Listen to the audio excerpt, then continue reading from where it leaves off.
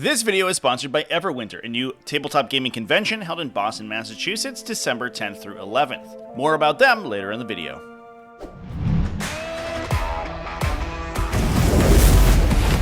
What's up, folks? Welcome back to Tactical Tortoise. My name is Trevi, and today we're going to be talking about the red-headed stepchild of battlefield roll slots in Warhammer 40,000. And surprisingly, it's not fast attack. Unlike in the days of yore, with the revolutionary introduction of the Crutehound, Cyberwolf, and Tyrannid Ravener, fast attack is a pretty hoppin' place to be. But you know what's not? Fortifications. That's right, we're doing fortifications today, everybody. These things they're just real bad Warhammer 40,000 units. So today we're going to be talking about exactly why fortifications are just so worthless in games of 40k, and some of my picks for the least useful of them. A couple of them are pretty good, it's true, but for the most part, they've just been forgotten and left to rot in the wayside of miniature gaming history. Keep in mind, if you enjoy my style of content, drop a like and a subscribe on the video. I really appreciate it and it helps the channel. And let's dive in to 40k's 40K-cations. That didn't work. What am I doing? So first off, why are fortifications so bad? The biggest issue with the unit type is that they have a placement restriction when being set up on the battlefield. When you're putting them on the table, they cannot be set up within 3 inches of any other terrain feature. I think at one point this was thought to be some sort of safeguard against movement blocking strategies, especially with fortifications that could place up ahead of your deployment zone, and Games Workshop was worried that they would be too difficult to kill and players wouldn't be able to move their models around terrain pieces with a fortification between them. I think as the game has sort of shown, that's not really a reasonable fear, especially since most fortifications can be attacked, and the ones that can't will usually be bypassed by units with fly or infantry that can breach through either the fortification itself or nearby terrain anyway. Generally speaking, in a lot of terrain formats, units that can't go through breachable terrain is already not particularly playable. That's just sort of an idiosyncrasy of 40k's terrain rules, where the terrain that's supposed to protect you from ranged attacks, which is sometimes more important for units that can't move through breachable terrain, also restricts the movement of those units themselves. So if you're a big vehicle or a dreadnought, sometimes you just really suck, and that's just how things are. So this fear that fortifications would somehow make them suck more by being placed in their path doesn't really make sense to me, and also could just be fixed by making all fortifications targetable. So if your opponent's worried about it movement blocking, they could just shoot them. This is especially problematic in the era that we're in 9th edition, where depending on your format, the terrain on your tables might be incredibly numerous with lots of small pieces to block lots of different angles of line of sight, or a few big pieces with huge bases that restrict a ton of position that you could be placing that fortification in. Line of sight blocking has never been more numerous than it is right now, and all of that just makes fortifications more difficult to play. Now, to be fair, a rule was introduced that allows you to remove a piece of terrain from your deployment zone to make space for fortifications so you can actually set them up. Because for a lot of time in the history of Warhammer, as long as this restriction was in place, you simply couldn't bring any fortifications, and especially in a lot of deployment zones, you physically couldn't fit them. Now that you can remove a piece of terrain, sometimes that allows you to fit them in. Now, importantly, that's only terrain in your deployment zone, not terrain in the center of the table. So if you have forward deploying fortifications, they may not be affected by this rule, and oftentimes, especially in terrain formats like US Open, the terrain that you are removing is the terrain that's intended to keep your army alive from alpha strikes. So unless the fortification you're replacing it with can also block line of sight, sometimes you're just removing the only way you have to actually survive your opponent's first turn. Then you're just dead. So, you know, it is what it is. Maybe there's some instances where you take a fortification to remove buildings in your deployment zone so you can have big vehicles move by them. Maybe if like Shadow Swords in the new Astra Militarum Codex are playable, I could see that being a strategy. That'd be pretty cool, actually. Just a cheeky Aegis defense line in there to just like yeet a building right out of your deployment zone. To add insult to injury, fortifications also require their own detachment. And while in Warzone Nephilim, you don't typically see too many detachments in lists, just the fact that it requires an extra detachment, Games Workshop thought that fortifications fortifications needed that additional balancing factor. They were going to be too strong if you could include them in your battalions and your patrols. Hilarious. Now, all this is pretty bad, obviously. Not being able to set up your models, that's not great, but also they're basically worthless from a scoring standpoint. First off, buildings are never counted as controlling or contesting an objective marker. So while you can place them within 3 inches of an objective marker, it doesn't do anything. In some circumstances, it could block your opponent's real estate trying to get to that objective marker, but even so, a lot of times that building is just a charge target itself and gives your opponent the ability to charge and touch your objective markers. So that's very sad. In addition, they can't perform actions. So even some missions like Data Scry Salvage that have actions that can be performed by any unit cannot be performed by fortifications. So the off chance that you can take a do-nothing unit for a couple points in the back of your army that just does this action and is mostly unkillable for the game doesn't even work. Outside of the placement, that's probably the most damning problem for fortifications, because not being able to impact scoring in 40k just basically automatically rules you out of playability. Especially in competitive play, scoring points is how you win. You might as well have just taken units that could sit on a back objective. And the last problem with fortifications is that their data sheets are typically just garbage. So let's go ahead and roast some of the worst fortifications in Warhammer 40k. But first, a word from this video's sponsor. Now, I'm no expert, but I have a sneaking suspicion that if you enjoy my miniature game-focused YouTube channel, you probably also enjoy miniature games and tournaments, which is why I'm excited to announce that this video has been sponsored by Everwinter. Everwinter is a brand new tabletop gaming convention being held in Boston, Massachusetts on December 10th through 11th. This is a general gaming convention and will have a wide selection of events and vendors available, including an Age of Sigmar GT and Blood Bowl events, Marvel Crisis Protocol, Star Wars Legion, Malifaux Infinity, and, most excitingly, a 100-player Warhammer 40k Major. Seriously, look at all these people signed up. Oh my god, so many people. In addition to all the games you're going to get to play at the convention, all of these events do have huge prize support as well. The organizers have sent me over a little sneak peek at some of the Age of Sigmar prizes, and Warhammer 40k is going to have a similar level of support in addition to those amazing bragging rights, goodies from local game stores, and sweet ITC points. I'll also be around the convention all weekend live streaming the 40k Major, so come hang out with me. Check out wickeddicey.com/Everwinter for more information on the Everwinter Gaming Convention. And visit the Hyatt Regency in Boston on December 10th through 11th for an incredible weekend of awesome gaming. I'll see you there.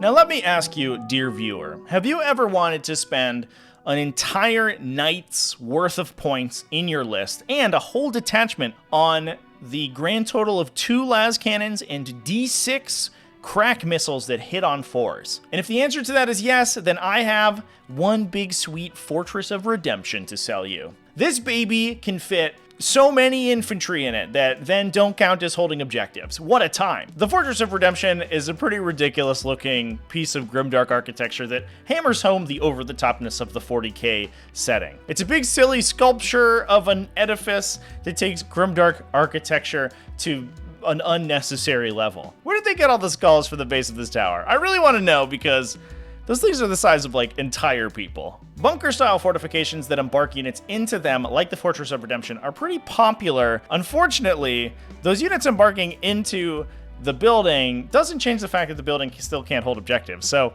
you're oftentimes removing your units from relevance on the table. They can often shoot out of the building, which gives them protection, but 440 points, you could probably be spending on redundancy of those units, and you don't care so much if they die. To make matters worse, obviously, if they're in that building, even if the building is on an objective, they're no longer holding that objective, so putting your chaff infantry in the back to protect them doesn't even keep them relevant. The Fortress of Redemption is also ridiculously large. It's too large to fit into a lot of placement restrictions, but at least it's Titanic, so it can fall back and shoot. That's pretty cool, except it's a big building, and those can't move. At least for 440 points, you would expect that it comes with some pretty significant damage output, but unfortunately, it's just 2 D3 plus 3 damage las cannons and some 3 damage missile launcher shots that come hilariously with downsides. They're a 4 plus ballistic skill that, as far as I know, can't be improved and have some targeting restrictions, especially against units within 12 inches of them. Also, it's definitely a Dark Angels building, but it doesn't have the Astartes keyword. At least if it was an actual Space Marine, you could like put Tech Marines next to it and give it +1 to hit or something, and I don't know, maybe Wombo combo, something silly out of this thing, but for the most part, it's just big and dumb. Speaking of definitely Space Marine buildings that are not Space Marine keyworded, although this one is, we'll talk about the Hammerfall Bunker. I did a whole video on this thing, so if you want me to go over every problem with the Hammerfall Bunker in excruciating detail, it's actually one of the most viewed videos on my channel. You can go check that out. I appreciate that this is called the Hammerfall Bunker because it is notably not a bunker. You can't put people in it. It's just a bunch of guns. To make matters worse, the Hammerfall Bunker, in addition to having a bad ballistic skill, because it's machine spirit guided or whatever and doesn't have actual people in it, it doesn't have any defensive abilities. It's kind of hard to kill, I guess, at T8 with 14 wounds, but not particularly so, especially when compared to other similar vehicles in the Space Marine faction, most of which, importantly, can move, but it also doesn't do anything defensively. It's only offensive. It has abilities to shoot its weapons at multiple targets, abilities to overwatch, which is importantly only useful if you're being charged, so if you're within 12 inches of your opponent. But, as I keep reiterating, it can't move to get line of sight to people to shoot them with its big guns. So either your opponent's just going to hide from this thing, or they're just going to kill it. Like I said, it's not that hard to kill. Even putting it on an objective and forcing your opponent to deal with it doesn't do anything because, again, it's a building.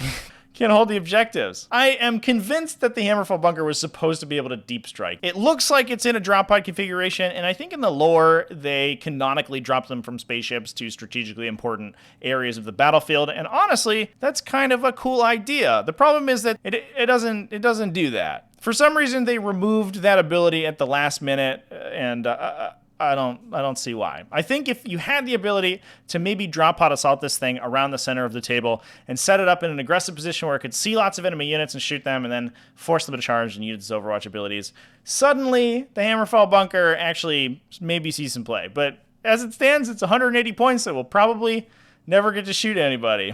What a time.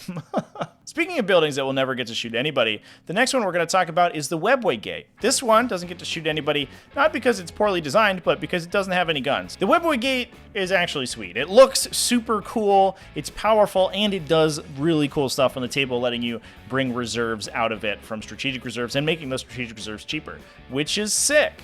And in fact, it's one of the only buildings that actually affects scoring, since it counts as an objective for the Hidden Path secondary objective for Craft World armies, which is super cool. You can use this to farm points in a lot of different missions that have good places for it to set up 6 inches out of your deployment zone. That's a pretty big benefit for Craft World armies, and speaking of Craft World armies, I've definitely talked about this on the channel before, but I'm going to keep harping on it until somebody at Games Workshop watches one of my videos and they fix this problem, but they forgot to put the Craft World keyword on it. So taking the Craft World fortification in your Craft World army breaks your access to faction-specific abilities like Strands of Fate. Overall, 5 out of 7, Webweight Gate is cool, does lots of interesting things, is reasonably powerful, and also breaks your fucking list. Thanks, Webweight Gate! Sticking with the Xenos theme, let's talk about the Convergence of Dominion next.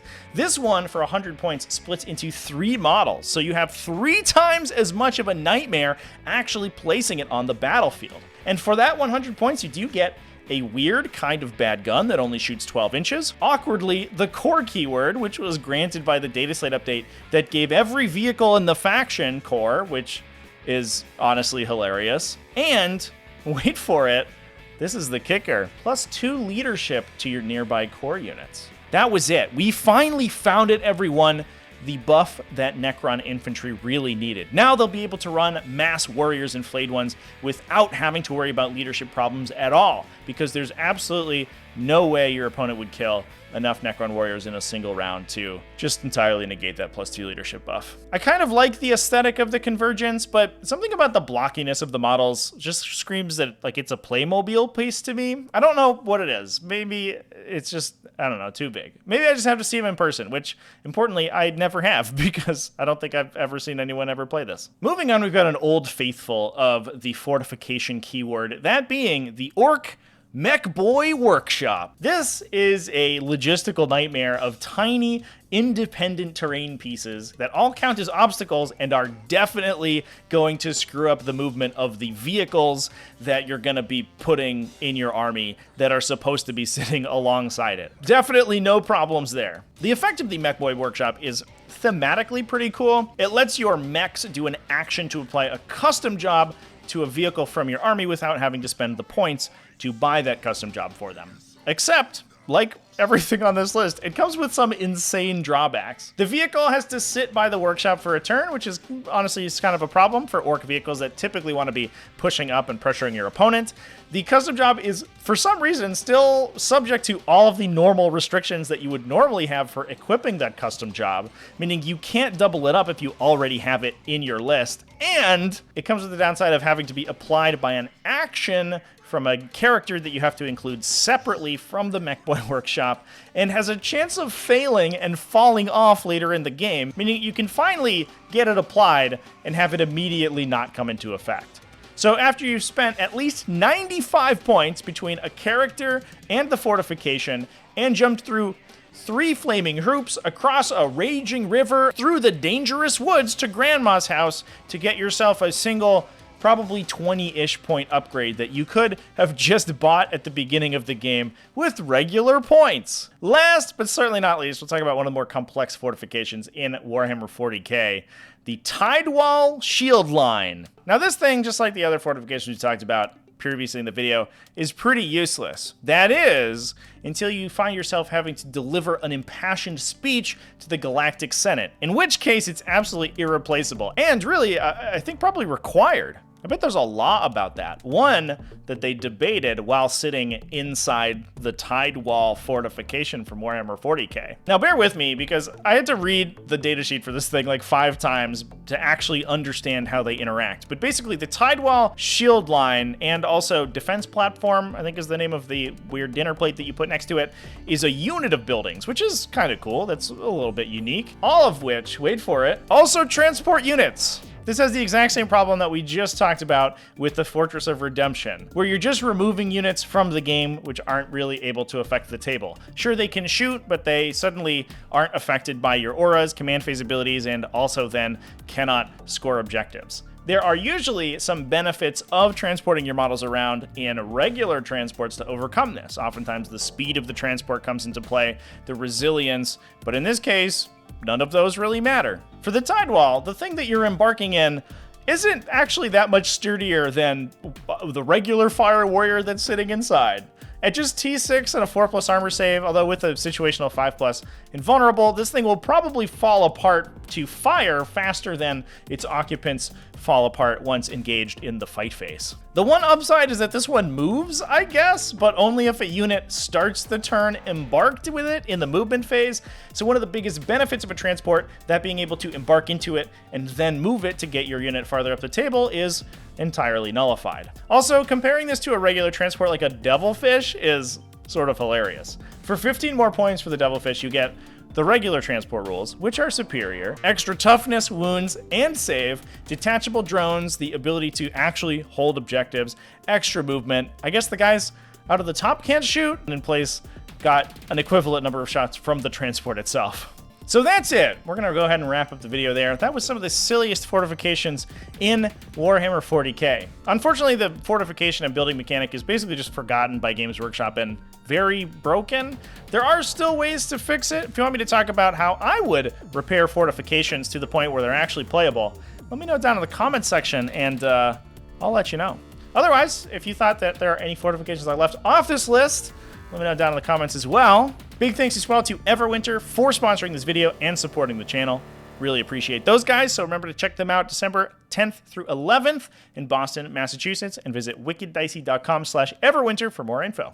And big thanks to everybody who watched all the way to the end of the video. Big thanks as well to everyone who supports the channel, either over on Patreon, at patreon.com/tacticaltortoise, YouTube channel members, Twitch subscribers. All you people are great. I love you. I'm going to keep it classy, folks, and have happy wargaming.